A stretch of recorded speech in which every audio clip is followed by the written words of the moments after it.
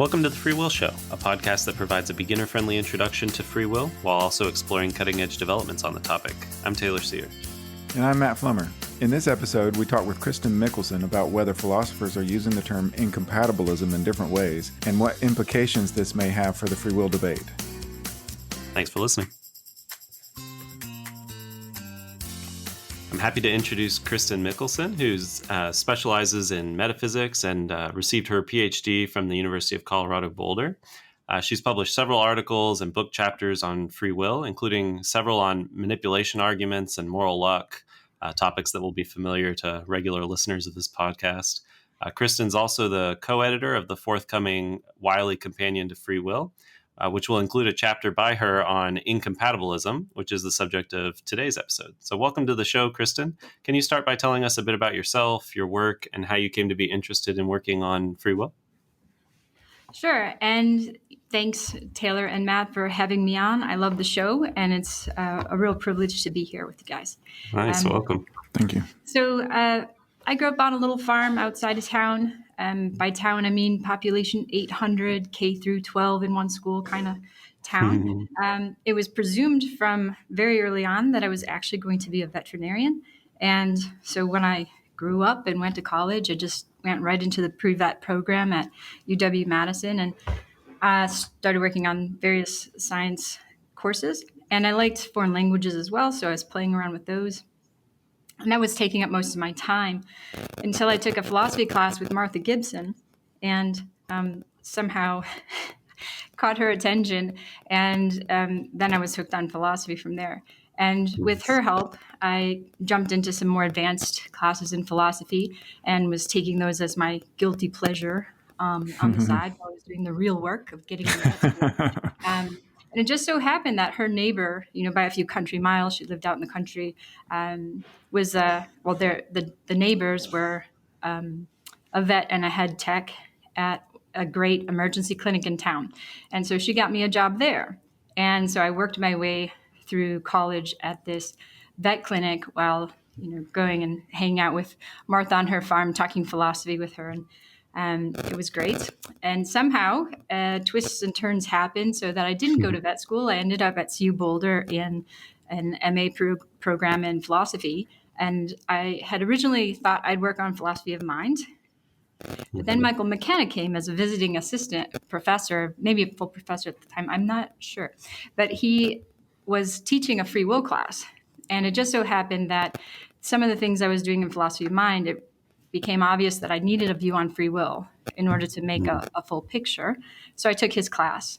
And then I wrangled him into being an advisor on my master's thesis. And I was stuck on free will ever since. From there, I got into the PhD program at CU Boulder. And as anyone with a memory for these things will know, it was during a time that CU was in something of a political turmoil.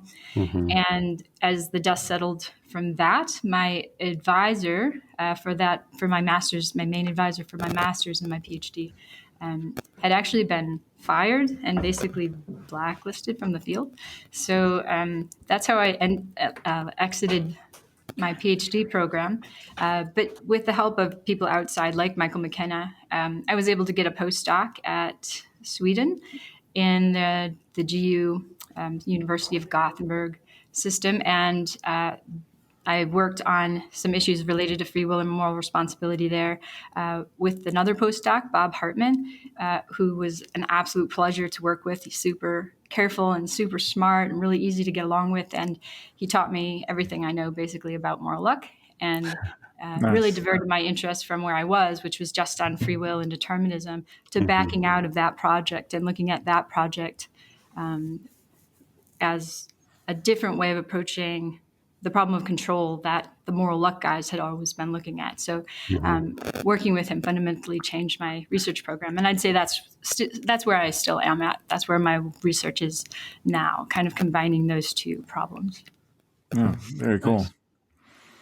Well, we've used the term incompatibilism many times on this podcast to refer to the view that free will and causal determinism are incompatible, but perhaps we've been using this term too loosely.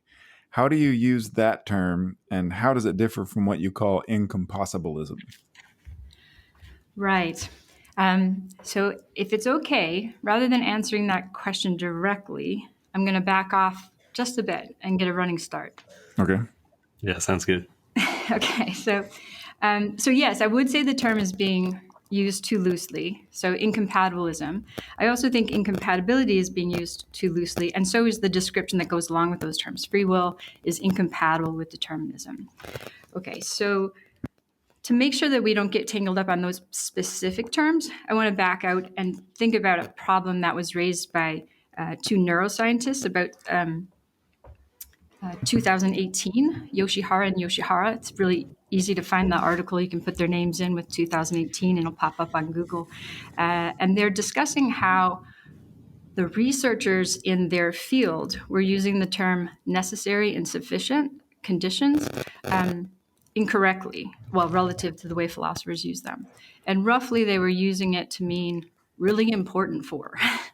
And so they really weren't making any distinctions that we would as philosophers between if claims, only if claims, if and only if claims. And Yoshihara and Yoshihara go through a huge laundry list of mistakes and misunderstandings that were created by that poor use of language. And not really because of the language, but because the researchers didn't have any language at all to track the distinctions, right, that we take for granted, that there's a difference between being a necessary and sufficient condition. And they just weren't paying attention to those, and it caused all sorts of problems. So I think actually that the free will debate is in a situation something like that, where there's been a sort of cultural norming of loose uses of technical terms, and it's caused some bad research. So in our field, though, it's not necessary and sufficient conditions. It's more like if scientists were making the mistake of conflating correlation and causation. So if you think about correlation versus causation, we all know, I should think anyone listening to this kind of show, that correlation is not something that guarantees that there's an underlying relevance between the two things, which is to say correlation can be spurious. So, famous examples like number of Nick Cage movies released per year and the number of accidental deaths by drowning, right? Everyone understands this is just a freak of the numbers, right? There's no underlying connection that created those things. But so that's a really trivial type of spurious correlation. And in other cases, as often the case, the scientists will find like a third variable that's causing two things that happen at the same time. But those things themselves have no direct causal relation. So the number of ice cream sales goes up at the same rate the number of homicides go up. But it's not that ice cream eating causes you to go out and murder people, or that murderers love to go get ice cream after. It's that when the temperature goes up, more people go outside. They're more likely to get into altercations, and they're more likely to get into a situation where they're going to harm somebody, and likely. When you go out and it's hot and the ice cream salesmen are out, it's more likely you're going to buy an ice cream cone when it's nice and hot. So those two things happen for the same reason. It's the temperature, not because they're directly causally related. Okay, so and that would be very different than saying ice cream eating caused a person to go out and commit murder, right? So the different types of correlation, the sort of trivial kind where there's really no connection at all, versus the third variable type, we can distinguish those from a direct causation. And I think we can sort of back out of talking about causation specifically and think of that as a determinant of a determinable, which would be relevance relations.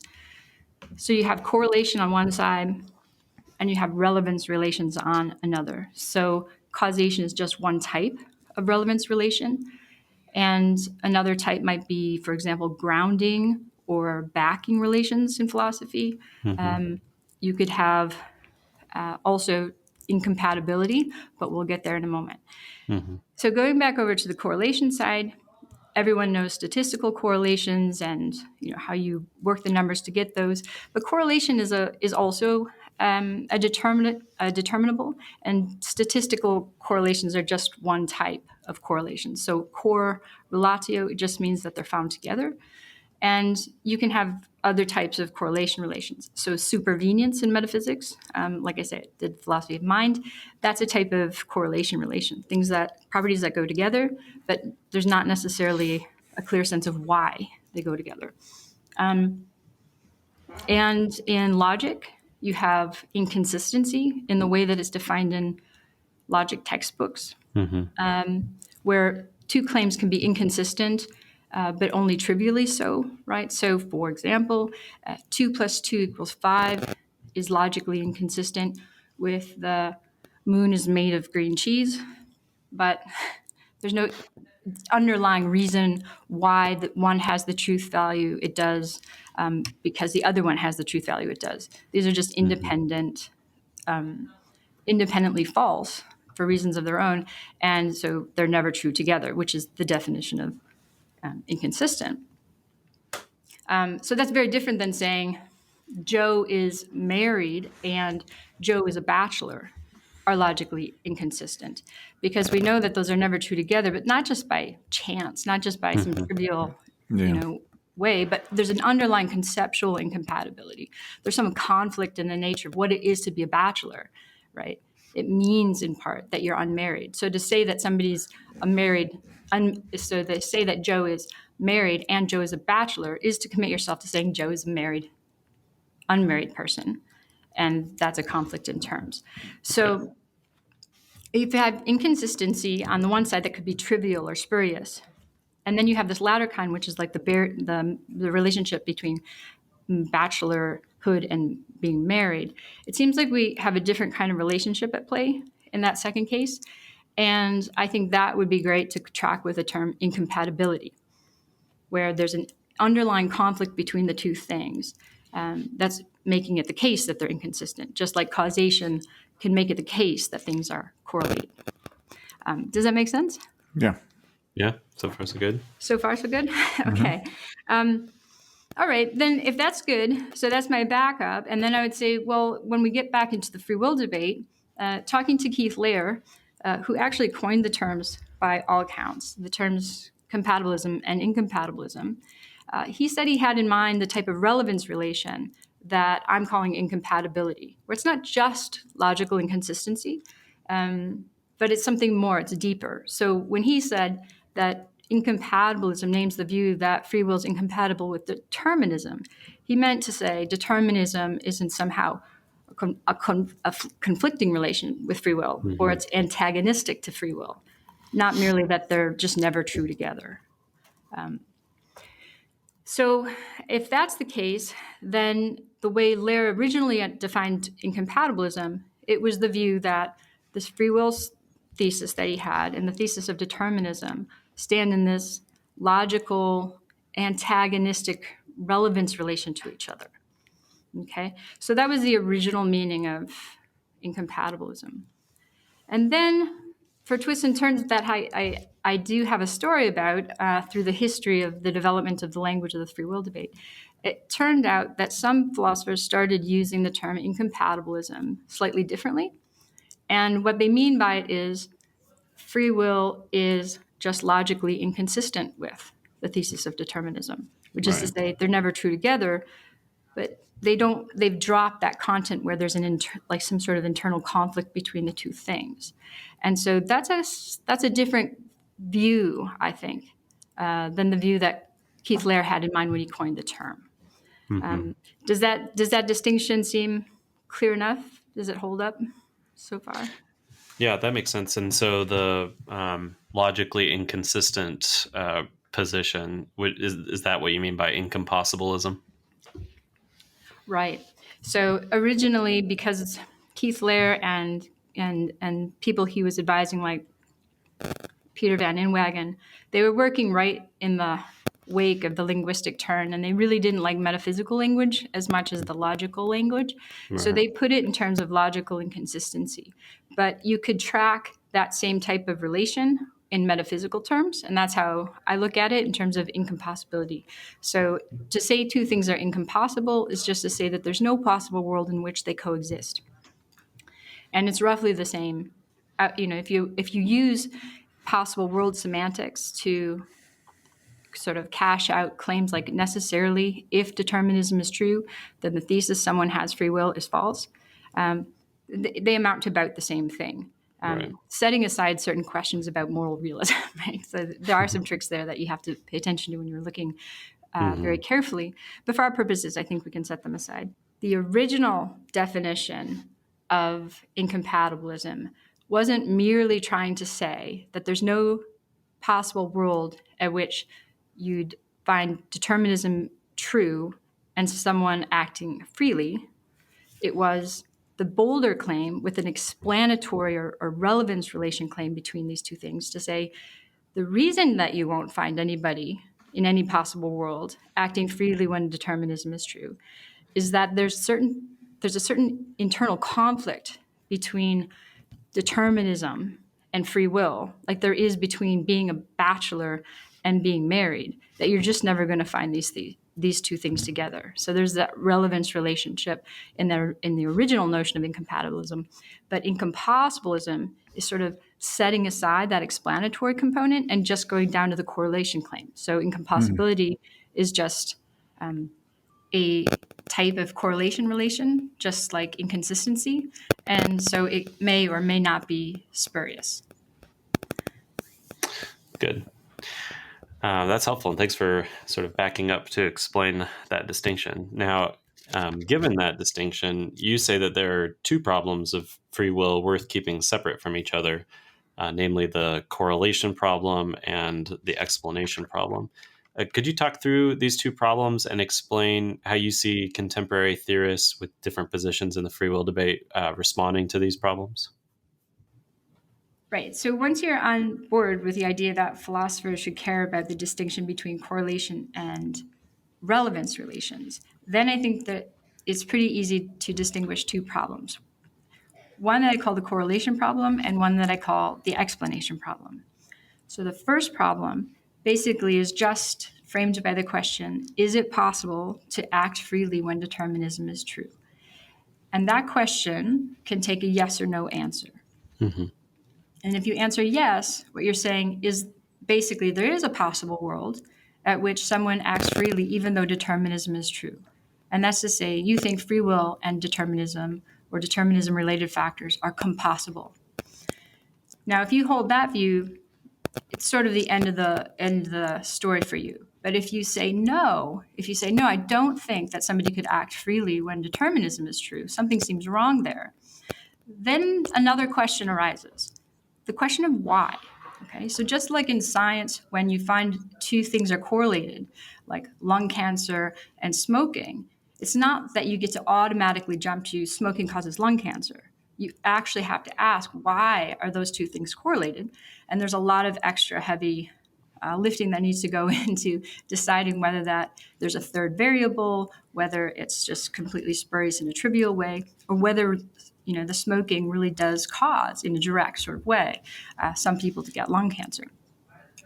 So the person who says, no, I don't think that it's possible to act freely when determinism is true, they open up this next problem, what I call the explanation problem, which is to say they have to explain why no one acts freely when determinism is true. And the way I understand it, they'd have to do two things in order to answer that problem. First, they'd have to tell us enough about free will so that we could say what condition on free will can't be satisfied by somebody living in a world where determinism is true. So that's like the first problem. Mm-hmm. The second part is, well, given that you have that view about what free will is, that it has that particular necessary condition, which feature of the world, when determinism is true, is really sort of the culprit in making somebody unfree? What keeps them from satisfying that necessary condition that you just said was on free will? And I think traditionally, and if you look at the literature, even just like all the way back to the Stoics, a lot of people have thought that the real threat has to have something to do with the laws of nature, something to do with the deterministic causation at play when determinism is true.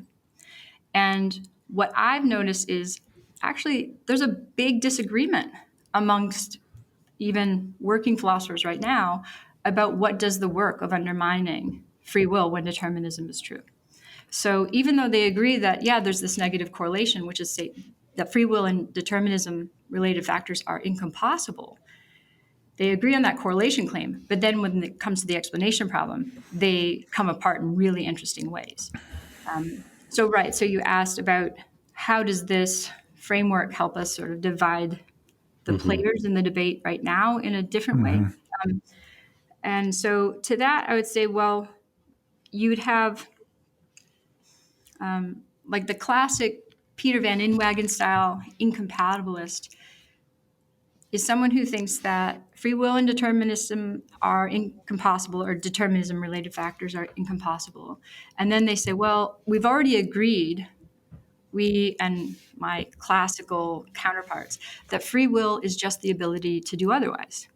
So when I say free will is incompatible with determinism related factors, what I mean is the ability to do otherwise that's required for free will is incompatible with determinism.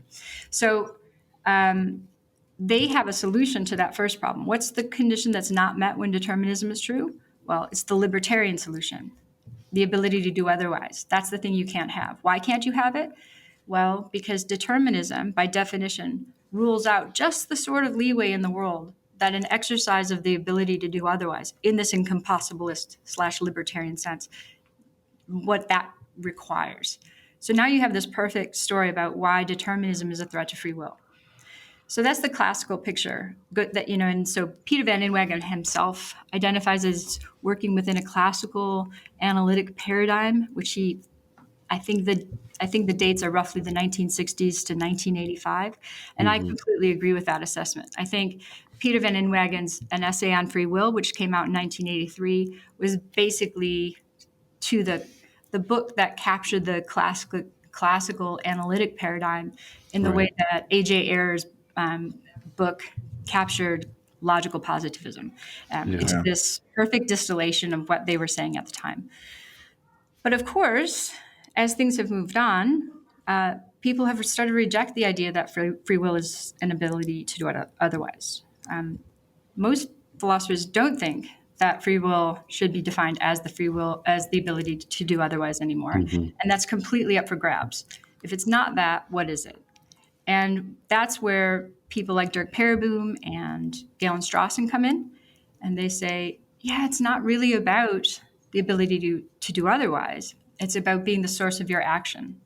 And so apart from considerations about this ability to do otherwise, you really have a story about why determinism poses a threat to free will if you understand free will in terms of sourcehood, on Pereboom's view, because he thinks that he has a story about why determinism poses a threat to sourcehood. So he breaks away from that classical analytic tradition in that way. Then you have Galen Strawson saying, no, I don't even think it's determinism. I agree that it's the sourcehood, not ability to do otherwise, that matters. That's the reason we can't act freely. But the fundamental problem isn't about the stuff out there. It's not the causation or the facts of the past. That's all red herring. What it really is a lack of ability to control our own constitutive properties. And so that solution is often called the constitutive luck solution. So I think that if you look at the free will views through the lens that I'm offering, you start seeing these distinctions between philosophers who are just lumped together now as incompatibilists, but actually they hold very different views and actually views that can't be all true together. So I think it's worth distinguishing them from each other, just like scientists who have different views about what explains a particular correlation. Those views are worth distinguishing from each other and keeping track of.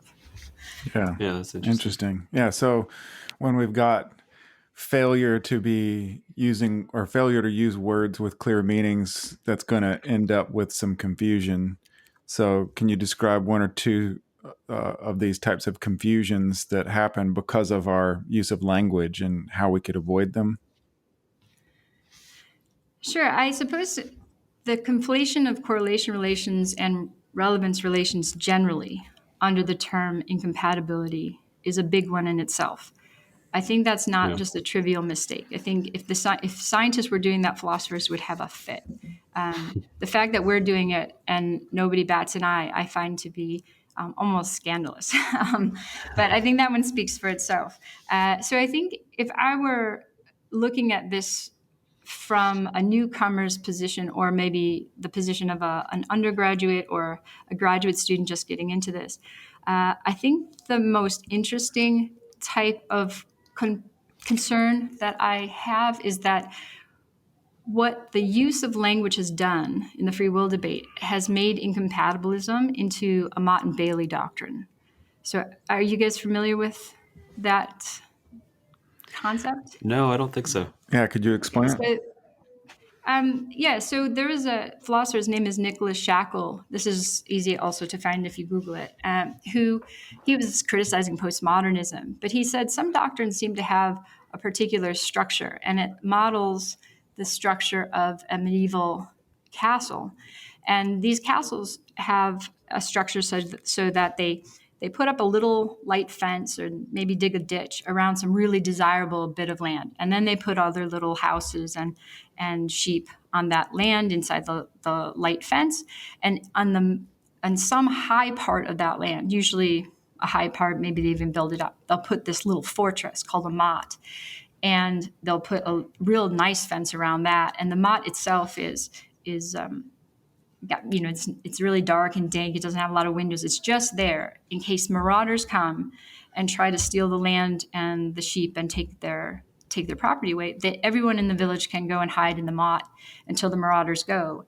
And then maybe they lose some sheep and belongings, but they still have the land and they still have their lives, and they can go back out and occupy the desirable bailey that was sort of lightly defended by that little fence. And Shackle said philosophical doctrines sometimes have that quality, that people will say something really bold and exciting, like reality is just a construction of our minds, like the postmodernists would say. And then you press them a bit, and then they say, oh, no, I just mean that language is a convention or something. And that shift is a really big one ontologically, right? But when people are in real time and arguing, these linguistic shifts can sometimes they can happen really quickly, and it's hard to keep people accountable for when they make them. And in philosophy, people are really good with their language, and they can do this really quickly, and you can get tied up in knots very quickly, so you can see how this would be a problem. Once that Mott and Bailey doctrine has been established, that people can move back and forth under sort of the same heading, like in this case, free will is incompatible with determinism. The bold claim is the relevance relation claim. Determinism undermines or is antagonistic to free will. And then you compress them a bit and they say, oh, well, maybe it's not such that it's antagonistic. Maybe all I meant was that there's a negative correlation between free will and determinism, and we don't really know why. So that would be the Mott. It's always easier to defend that because so many more people agree that there is that type of incompossibility or negative correlation between free will and determinism, and then they disagree about on the bolder claims about why that's the case. And so I think that structure, that Mott and Bailey structure, where people use incompatibilism to cover both the claim that free will is incompatible with, or in the sense that it's antagonistic, that determinism has an antagonistic relation to free will, and also that it's this Mott thesis that is relatively easy to defend because all you have to say is intuitively, I think that there's no possible way that you could act freely when determinism is true.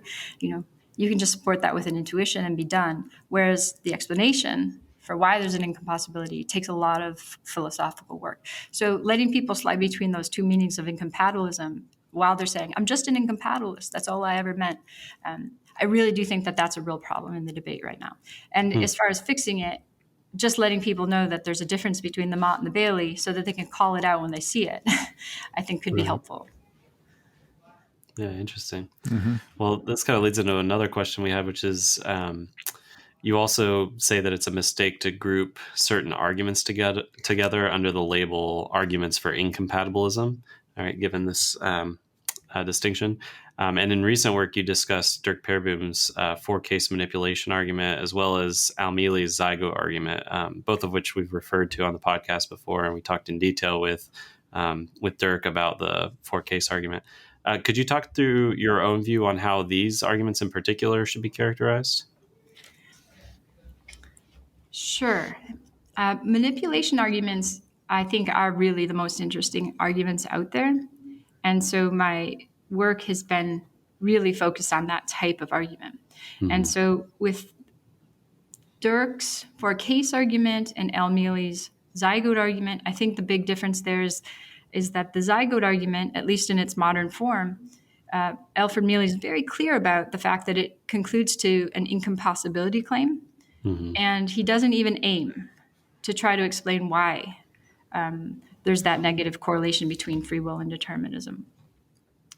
On the other hand, Dirk Perboom's argument, he's very clear as well that he thinks the explanation part of his argument is incredibly important to his argument. Mm-hmm. It really matters to him that at the end of the day, his four-case argument ends up with the conclusion that determinism or deterministic causation by factors beyond your control, that is the explanation for why nobody acts freely when determinism is true. Right? That somehow gets in the way of your sourcehood, and that accounts for your lack of freedom. So for Perboom, the four-case argument would solve all the problems that I was lumping under the problem of determinism. His argument delivers an incompossibility solution to the correlation problem, and it also answers which necessary condition goes unsatisfied when determinism is true, a source condition, and it also tells us why determinism or deterministic factors beyond your control were causing your action when determinism were true. If determinism were true. Mm-hmm. Whereas Alfred Mealy's argument aims only to solve the correlation problem. It stops there. And so all it does is sort of motivate intuitions that make the explanation problem arise. It doesn't do anything to help solve that problem. And without a solution to that problem, you really don't have a full solution to the problem of free will and determinism. Now, I'd add to that, that's two distinct manipulation arguments, and I have my own. It's called the master manipulation argument, which actually concludes that impossibilism is true. And it plays on the idea that the manipulation argument is a slippery slope argument in its underlying form. So you have a case of manipulation, you slightly change it. It's supposed to be the case that the new case generates has the same, whatever the problems were in the original case, the person in the next case has the same problems. And by the time you're done with these little tiny tweaks to the cases, you end up with a normal determinism scenario and a normal human. And you're supposed to say, well, if the manipulation victim wasn't free and responsible, neither is this normal human in a determinism scenario. Right. And I said, well, why did we stop the slippery slope there? Why don't we take the determinism away and see if we do any better?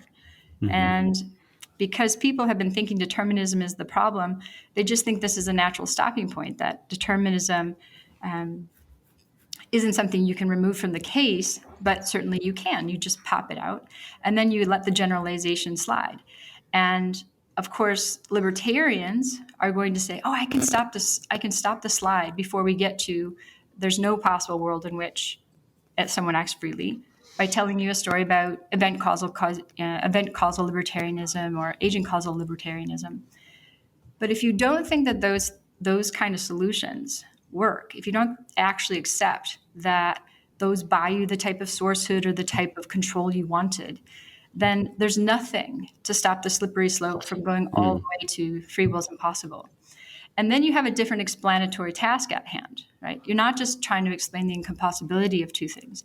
You're trying to explain the impossibility of free will. And in that context, things get really interesting, because if you think free will is impossible, you're implicitly saying that you don't think determinism helps a person to act more freely than they would have if determinism were true, which is, by normal scientific abductive reasoning, that should lead you to the conclusion that it's not the determinism that actually hurts when determinism is true. If indeterminism doesn't help, it's not the determinism that's a problem in the determinism cases. Yeah. So that lends support to conclusions that have been developed outside of the free will debate, well, insofar as the free will debate is understood in vis-a-vis determinism. So, for example, Galen Strawson's basic argument has that conclusion that free will is impossible, not because of determinism or indeterminism, but just constitutive problems, like not being able to control your own constitutive properties. Yeah. Moral luck literature, so the paradox of moral luck, arguably is showing you the same thing. Free will seems like it's impossible, even though you think you have it.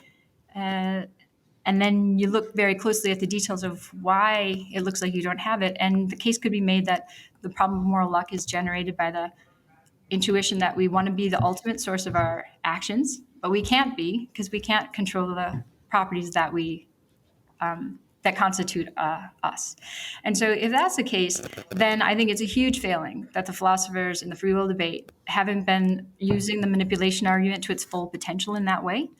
And I think that has largely been sort of cut short because of that classical analytic assumption that it must be the determinism that's a problem when determinism was true, rather than this more open-ended question about, gosh, what is it? If there's something there that's a problem, what might it be? And I think that second question is really interesting, especially for contemporary theorists. Yeah. Cool. In a reply to one of your papers, Gabriel DeMarco proposes that compatibilism be used to refer to the negation of incompossibilism, in which case we could remedy the Zygote argument by making its conclusion the claim that compatibilism is false. And this seems not to require an inference to the best explanation either. So what do you make of this response to your argument? So that brings up the question of best explanation arguments in manipulation arguments, among a few other things. So in the normal summary of manipulation arguments, I would say that goes to Michael McKenna and his template for manipulation arguments. And according to his template, manipulation arguments all have a similar form. There's a victim premise, which says that the person in the manipulation scenario, the victim there, doesn't have free will and moral responsibility. Then there's a second premise that says, well, if that's the case, if that victim doesn't have moral responsibility and free will, then no one living in a determinism world has that kind of free will. And then there's this conclusion. And I think a lot of people think that the conclusion that comes next is that free will is undermined by determinism, or that determinism precludes free will, that there's an antagonistic relation there. And that's certainly implied by McKenna's earliest statements of that template. But it's pretty clear, I think, once you know the difference between correlation and relevance relation as it's applied here, that there's a difference between incompossibility and an antagonistic relevance relation. The idea that if the victim in a manipulation scenario isn't free and responsible, neither is somebody who's living in a world where determinism is true, that only gets you incompossibility of free will and determinism. It doesn't get you an explanation for why. And so the major summaries of the manipulation argument really don't capture that really interesting best explanation component of Pereboom's four-case argument.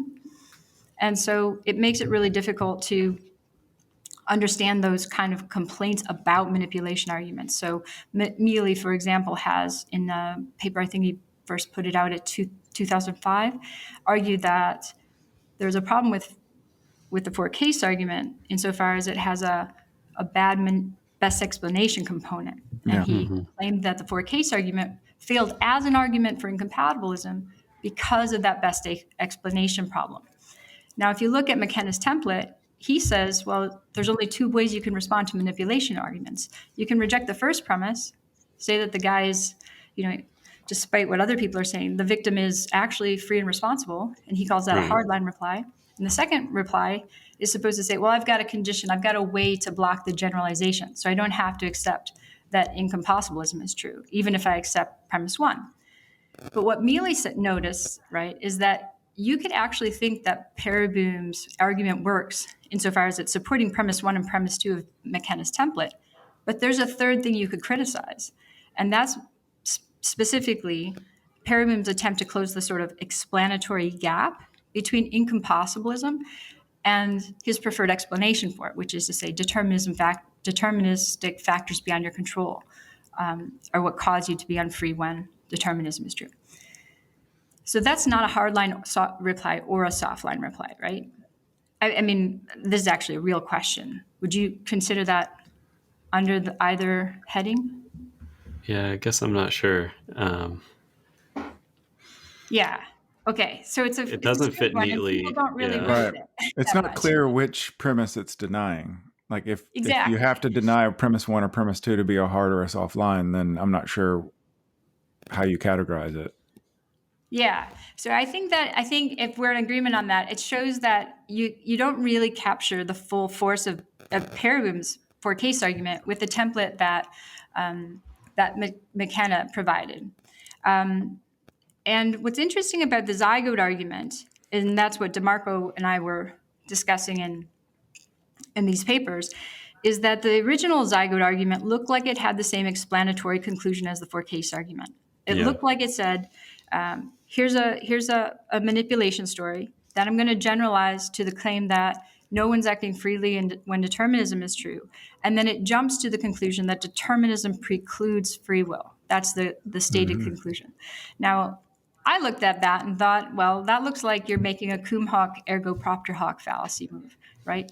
You've got two premises that support only a correlation claim, but instead of having that correlation claim appear on as the conclusion, you're making a stronger claim about why that correlation holds. And so when I originally noticed this almost, I guess it's a decade ago, and I presented that to Mealy in 2012 in Budapest when I was commenting on his paper. And I told him at that time that as far as I saw things, he could do two things to fix this problem with his argument. That it seemed like, even though it had the premises, two premises which supported only a correlation claim, he was claiming more than that and giving an explanation, and he didn't offer anything to close that gap, whereas at least Perigram tried, even if he failed. Mealy didn't even try to close the gap. It was just an inference from one thing to another without any justification. And so I said, well, there's two ways you could go. You could go by updating the conclusion to the conclusion that's implied by the premises, which is just incompossibilism, and a correlation claim, in which case, great. Just like in the sciences, when somebody establishes a correlation, it's still really interesting. And now this new work starts about why does that correlation hold? So still an exciting argument, just not the conclusion that he was saying it had. That's all. So he could take that route where he changed the conclusion of the argument, or he could update the premises. And I said, so this is where the best explanation part comes in. He said, sure, looks to me that unless you're going to go back and grab the classical definition of free will to do the work for you, which most people aren't going to want to do because it will be question begging against people like Galen Strawson and Dirk Perigram, you have to close that gap like Dirk Perigram was trying to do with some sort of best explanation argument. And that's hard, right? That's really hard. Yeah.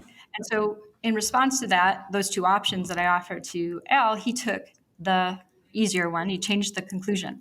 The difficulty is that he didn't actually mention that he changed it, or the criticism that led to that change. So I think a lot of people still think that his conclusion is the same conclusion as the for case argument. Oh, interesting. I'm not sure if that's the sense I get from going to conferences and talking to people. It seems like it's there in a lot of work that's about the Zygote argument, like Carolina Sartorio's book seems to portray it that way. How do you guys see that argument? Does that argument seem like it's supposed to do more than just establishing compossibilism? Yeah, that's how I've always read it. And the initial formulation of the argument, in that formulation, its conclusion did include like a because clause, but it was something like because of the way that because of their history or something like that, determined agents aren't free. And that led to criticisms. Yeah, and he dropped that one in the reformulation after, was it Patrick Todd that? I think it was Kearns. Or Stephen Kearns, Kearns, yeah. Stephen Kearns and Patrick Todd. There was a series of papers that criticize that formulation of the conclusion too. Yeah, so I was suggesting, and this is what I was bringing up in that when I was commenting on his paper, it seemed to a lot of people at that conference that dropping the best explanation argument had no cost at all. Yeah. And one of the big points I was trying to make was, well, maybe you don't really care right now about what the explanation is, because it's true that you want to establish the correlation first. But that's not to say that the explanation wouldn't be interesting to establish. And with that, we shouldn't care about the difference between establishing a correlation claim and an explanation for a correlation. Yeah. Well, for what it's worth, sorry, go ahead. Oh, no, sorry. You go ahead. Well, when we had this discussion with Dirk Pereboom, I remember him saying that he thinks that all manipulation arguments are inference to the best explanation arguments. So I guess that if you have an argument that doesn't explicitly mention it, then it's an argument that misses something. Yeah, and I'm in agreement with Dirk on this one. So I think that his argument, the way he presents it, looks a lot like Peter Van Inwagen's slippery slope manipulation argument in his an essay on free will. It's a slippery slope generalization argument with an explanation sort of thrown on top. But Dirk's argument doesn't do a lot of real nitty-gritty best explanation argument reasoning. And that's where Mealy actually does, I think, take him to task correctly, that he doesn't do the work he needs to do a real developed best explanation argument. I've done that kind of work in a couple of my recent papers. So I think Mealy was right to say, if you're going to do the best explanation argument part, you got to do it right. But I think Dirk is right to say it is worth doing, and it's worth doing well. And so I think that it is true that when you try to summarize manipulation arguments using like a modus ponens deductive form, sure, you can do that, but you're losing where the real work of the manipulation arguments is happening. Yeah, I definitely agree with Dirk on that one. So getting back to how that goes into Gabriel DeMarco's reply. So in his paper, he did two things. First, he suggested that if you're going to worry that the Zygote argument is invalid for the reasons I've pointed out, which is to say it basically commits this cum hoc ergo propter hoc fallacy, where the premises support only a correlation claim, but the conclusion, as it stated, seems to be an explanatory claim. He grants that. It certainly looks like that's the case. And I kind of think that by changing the conclusion, does indicate that he was worried that the conclusion maybe had that meaning, and was trying to avoid that. But it's not clear why. It's not clear why he changed it. But Gabriel DeMarco says that what you need to do to fix the argument is change the conclusion to what he says. He says is compatibilism is false, and by which he means compossibilism is false, which is to say incompossibilism is true. Now, that's a lot of language game, right? So it's hard to follow, so you might have to think that through for a minute. But ultimately what he's suggesting is what I suggested to Al Mealy, that he changed the conclusion to incompossibilism, and then he's done. He doesn't need to do anything else if he just makes the conclusion match the premises. And the thing about DeMarco's reply is that Alfred Mealy had already taken that reply, and he's been using that argument since 2013 in his publications, where the conclusion now only of his argument is very clearly that incompossibilism is true. So in that sense, there's something odd about repeating that solution that has already sort of been taken up by Al Mealy as a way of fixing up the argument. So that was the first half of that paper. And then the second part of the paper was interesting. And the suggestion was you could avoid best explanation reasoning and still get the bolder conclusion that it seems Mealy was looking for by adding a premise to the argument.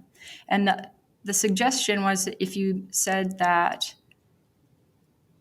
free will is possible before you started running the argument, then you'd have an argument for incompatibilism. in the sense that free will is sort of in conflict with determinism. And that distills to this set of premises and conclusion. Possibilism is true, premise 1, so free will is possible. Premise 2, Incompossibilism is true, so there's nobody who acts freely when determinism is true. And then 3, deterministic factors conflict with, destroy, or undermine free will. Mm-hmm. And I think by now we kind of should be clear you can't get that explanatory conclusion from those two premises. All you get is that there's somebody who acts freely when determinism is false, which is to say some sort of libertarian account of free will is correct. And that kind of leads you to the problem with that basic kind of move to add possibilism in there, even if we ignore for a moment that it's not a valid argument. Adding possibilism as a premise seems like it's a sketchy move because it seems to presuppose in an argument for incompossibilism that a libertarian account of free will is correct. Yeah. And it also rules out the idea that somebody like Galen Strawson is onto something when they say that the type of freedom that we want, we can't have. It's impossible. So you're ruling out his preferred explanation, which is that we lack control over our constitutive properties by saying that possibilism is true. And if you do that, then it's not clear that DeMarco is right when he says he's not participating in best explanation reasoning, because he's asserting that possibilism is true. He is saying that there's a better explanation than what Galen Strawson has offered in terms of constitutive luck. And he thinks that it's one that should be given in terms of causal luck. And that doesn't seem like the kind of thing you could settle without doing some sort of best explanation reasoning. Yeah. Is that, yeah. Yeah. I wonder what you think of this. Sometimes Dirk describes the manipulation argument as a fishing expedition where the goal is not so much to convince every person, every audience of your conclusion that, determinism and freedom are incompatible, but that whoever you can sort of hook with intuitions about particular manipulated agents, maybe then you can rope those, that audience into incompatibilism. I wonder if maybe you could, if you build possibilism as a premise into the argument, if you could just construe that as, you're not going to convince everybody, but you're trying to hook as many people as you can. I don't know if there's any way of reconciling Dirk's way of thinking about the dialectic with DeMarco's point. Yeah, I definitely agree with those who say that manipulation arguments are best used as a fishing expedition tool. I think that they're best thought of as a different rhetorical strategy for people who couldn't get their intuitions going on determinism cases, that you could maybe just tweak it a little bit, and these manipulation cases might help you see something you couldn't see before. And so I think the first goal of them is to get you to see that incompossibilism may be true. But I don't really know why you would want to build possibilism in, unless you were just saying, I'm a libertarian and I'm just carving out this space to work in. And I'm not, it's just as a methodological assumption, I'm not going to give up on libertarianism. I'm going to keep that little workshop space open. I think that would be fine if you just said that up front. But I don't really know how you're going to use the manipulation argument itself to motivate that assumption of possibilism. That would have to be completely separate work. And you'd have, so because the way I see manipulation arguments, it's flipped exactly around. Like I said, with my master manipulation argument, you start exactly where Dirk does with some sort of really great manipulation case. You do a slippery slope argument to incompossibilism. And then if people are still on board, you just keep running. And then each libertarian gets to try to stop the regress, or try to stop the slippery slope, in the same way that the compossibilist did. And we get to assess from the outside. The neutral inquirer gets to watch all the people who think free will is impossibilism do their best to stop the slippery slope. Yeah. Right? So the compossibilist does it. The Frankfurt-style compossibilist does it early on. They might just do a hardline reply at the start. Oh, no, there's no problem. There's a certain type of hierarchy of desires. The manipulation case itself isn't a problem. Hardline reply. And then you get softline replies where you try to point to some nitty-gritty detail in the cases that a compossibilist can point to say, well, it's not voluntary in the first manipulation case, but it is voluntary later, reasons responsive, and so we can block it as compossibilists. And the libertarians are going to go, no, you compossibilists, that's not enough. We want to add event causal, libertarian kind of things where you have to have probabilities pop up in your mind at a certain time. And from the outside, the compossibilists who were just turned away and the neutral inquirers who really don't have a view about libertarianism, they might look at that like a Robert Kane style view and go, yeah, I can't buy in that that's the way to stop the slippery slope. Mm-hmm. And so you keep moving to a less naturalistic view like agent causation, where you're doing something like Dirk Pereboom thinks free will would be possible if you could override the laws of nature. And if that's the proposal on the table, well, then even Kane and all the compossibilists are going to look at that and go, no, I just don't think that works either, guys. And so if that can't stop the slippery slope, what's left? I mean, those are all the views of free will that we have. And so if you can't stop the slippery slope, then nobody's free under any conditions. Mm-hmm. And so I think that's the way the tool is best used. So I think, to me, to add possibilism in as an assumption is just to arbitrarily stop that argument in a way that undermines how fruitful it really can be. So that's why I would, in addition to certain technical details about best explanation reasoning and invalidity of the argument, I just think the whole strategy should be built around the assumption that it might turn out to be that argument shows us that by our own intuitive lights, free will is impossible. And that's what we have to deal with and explain at the end of the day. Mm-hmm. Great. Well, thanks so much for joining us, Kristen, and for so much of your time. Where can listeners who are interested go to follow more of your work? Well, my papers are mostly found on Phil Papers, and I do have a few there that are open access. If anyone wants access to any they can't get, they should feel free to email me at kristen.mickelson.42@gmail.com. And I'd be happy to chat about any of these topics with anybody who's out there who's interested in them. So you can email me about that as well. Cool. Yeah, great. Thanks again for being with us.